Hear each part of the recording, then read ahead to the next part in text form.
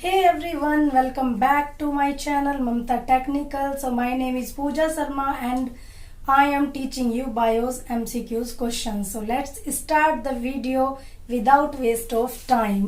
यहाँ पर आपके सामने मैंने 10 क्वेश्चन लिख रखे हैं। इनको हम एक एक करके पढ़ेंगे बहुत अच्छे से, तो वीडियो में बने रहिएगा। स्टार्ट करते हैं अपना पहला क्वेश्चन। पहला क्वेश्चन है, निम्न में से कौन आत्मघाती होते हैं। क्या है भाई पहला क्वेश्चन, निम्न में से कौन आत्मघाती होते हैं। तो इसके 4 ऑप्शन है। ऑप्शन ए है राइबोसोम, ऑप्शन बी है लाइसोसोम, ऑप्शन सी है गोल्जी काय और ऑप्शन डी है जीव द्रव्य। ध्यान से देखो, इन्होंने पूछा है, मतलब क्वेश्चन हमसे ये पूछ रहा है कि तुम्हारे पास 4 ऑप्शन है, आप इनमें से ये बताओ कि इनमें से कोई एक आत्मघाती है, लेकिन वो एक है कौन सा। तो वो है lysosome. Option B is correct answer, lysosome आत्मघाती है। ओके, सो अब हमारा नेक्स्ट क्वेश्चन है 2, कोशिका के समूह को क्या कहते हैं। द ग्रुप ऑफ सेल, कोशिका के समूह को क्या कहते हैं। द ग्रुप ऑफ सेल, इसके भी हमारे पास 4 ऑप्शन है, ऊतक, गुणसूत्र, केंद्र और जीव द्रव्य। पहले आपको मैं बता दूं, इनको इंग्लिश में क्या बोलते हैं। जीव द्रव्य को बोलते हैं प्रोटोप्लाज्म, केंद्र को बोलते हैं न्यूक्लियस, गुणसूत्र को बोलते हैं क्रोमोसोम्स और ऊतक को बोलते हैं टिश्यूज। तो कोशिका के समूह को क्या कहते हैं। The group of cells is called tissues, मतलब ऊतक। कोशिका के समूह को क्या कहते हैं, ऊतक। The group of cell is called tissues. Okay, so बढ़ते हैं अपने नेक्स्ट क्वेश्चन की तरफ। हमारा नेक्स्ट क्वेश्चन है, कोशिका में होने वाले द्रव्य को क्या कहते हैं। कोशिका में जो द्रव्य पाया जाता है, मतलब कोशिका के अंदर एक लिक्विड होता है, उसको हम क्या कहते हैं। उसको कहते हैं हम, पहले उसके ऑप्शन देखो, न्यूक्लियोप्लाज्म कहते हैं या प्रोटोप्लाज्म कहते हैं या ये दोनों कहते हैं या फिर इनमें से कोई नहीं। आप ध्यान से देखो, या तो इसको प्रोटोप्लाज्म बोलेंगे या न्यूक्लियोप्लाज्म या दोनों या कोई नहीं। इसका करेक्ट आंसर होगा प्रोटोप्लाज्म। कोशिका में होने वाले द्रव्य को प्रोटोप्लाज्म कहते हैं। जो कोशिका के अंदर लिक्विड पाया जाता है उसे हम बोलते हैं प्रोटोप्लाज्म। ठीक है,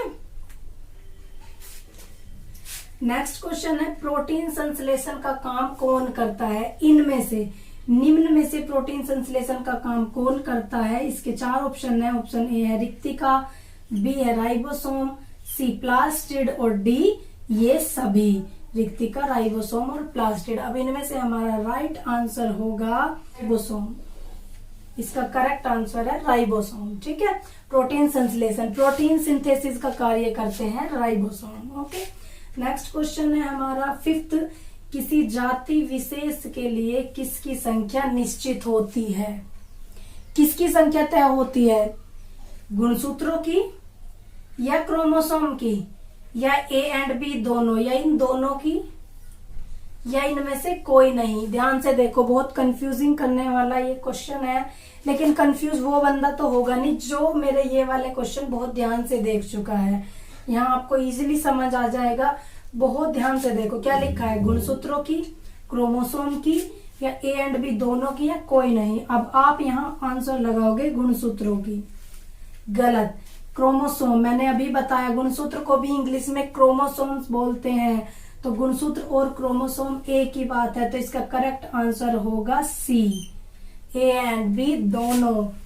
किसी जाति विशेष के लिए क्रोमोसोम्स की संख्या निश्चित होती है, गुणसूत्रों की संख्या निश्चित होती है। राइट, हमारा अगला क्वेश्चन है 6, खाद्य पदार्थों में ऑक्सीकरण किसमें है। मतलब खाद्य पदार्थों का ऑक्सीकरण किसमें है। किसमें है, राइबोसोम में है, माइटोकॉन्ड्रिया में है, केंद्रक में है या रिक्तिका में है। बताओ किसमें है। इसका आंसर है माइटोकॉन्ड्रिया में। खाद्य पदार्थों का ऑक्सीकरण माइटोकॉन्ड्रिया में है। Okay, mitochondria is the powerhouse of cell, कोशिका का रसोई घर माना जाता है इसको। ठीक है, अब 7वां क्वेश्चन है हमारा 7th, लाइसोसोम की खोज किसने की थी। लाइसोसोम की खोज किसने की थी, ये मैं आपको अभी कराऊंगी। उससे पहले आप कमेंट सेक्शन में मुझे बताओ कि सेल की खोज किसने की थी, कोशिका को सर्वप्रथम किसने खोजा, किसने बताया उसके बारे में और कब बताया, ये आप मुझे कमेंट सेक्शन में बताओ। अब बात करते हैं लाइसोसोम की। लाइसोसोम की खोज किसने की थी, रॉबर्ट ब्राउन ने, फ्लेमिंग ने, पैलेट ने या डी डुवे ने। तो इसका करेक्ट आंसर है डी डुवे। राइबोसोम्स की खोज किसने की थी, डी डुवे ने। ठीक है, अब हमारा अगला क्वेश्चन है डिक्टियोसोम भी कहा जाता है। ऐसे क्वेश्चन भी बन जाते हैं, डिक्टियोसोम भी कहा जाता है। तो यहाँ आपको लग रहा है कि ये एक ऐसा क्वेश्चन है, इसमें तो ना क्वेश्चन मार्क है, ना किसे, क्या, कब, क्यों, कैसे आया है, तो ये कैसे हम बताएं। इसमें यहाँ पर डैश डैश डैश स्पेस दिया हुआ है, इसका मतलब है इन सभी में से, ये 4 ऑप्शन है, इसका मतलब है इन सभी में से किसको हम डिक्टियोसोम्स कह सकते हैं। माइटोकॉन्ड्रिया को कह सकते हैं या गोल्जी काय को कह सकते हैं। गोल्जी काय है क्या है, गोल्जी बॉडी, या लवक को कह सकते हैं या केंद्रक को कह सकते हैं। तो डिक्टियोसोम्स हम कह सकते हैं गोल्जी काय को, गोल्जी बॉडी को हम डिक्टियोसोम भी कह सकते हैं। Okay, Golgi body is also called dictyosome, right. 9th question है इनमें से कौन मिश्रित ग्रंथि है।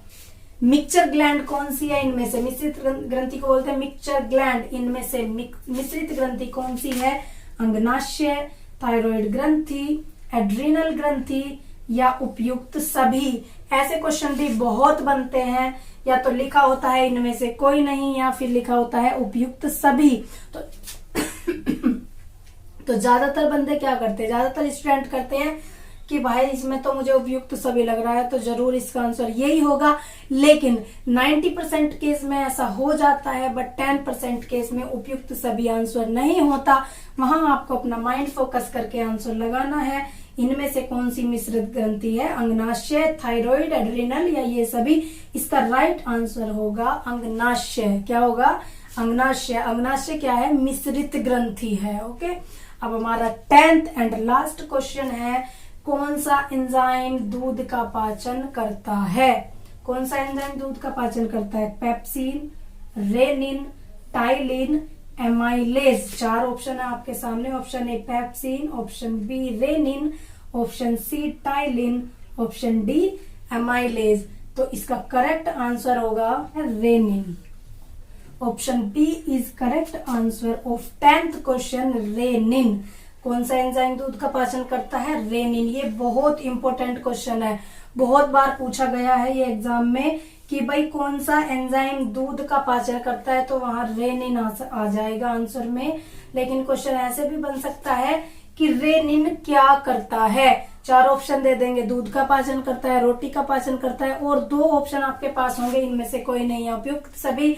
तो वहां आपको कंफ्यूज नहीं होना, वहां आपको आंसर लगाना है रेनिन क्या करता है, दूध का पाचन करता है। डाइजेस्ट ऑफ मिल्क, इसका जो है मेन फंक्शन है किसका, रेनिन का।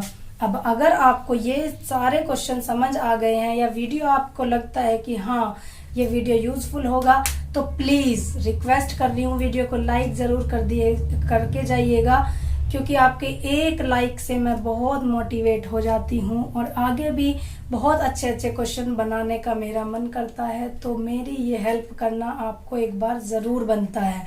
मिलते हैं नेक्स्ट वीडियो में, तब तक के लिए चैनल पर बने रहिएगा और चैनल को ज्यादा से ज्यादा सपोर्ट करिएगा। Thank you for watching.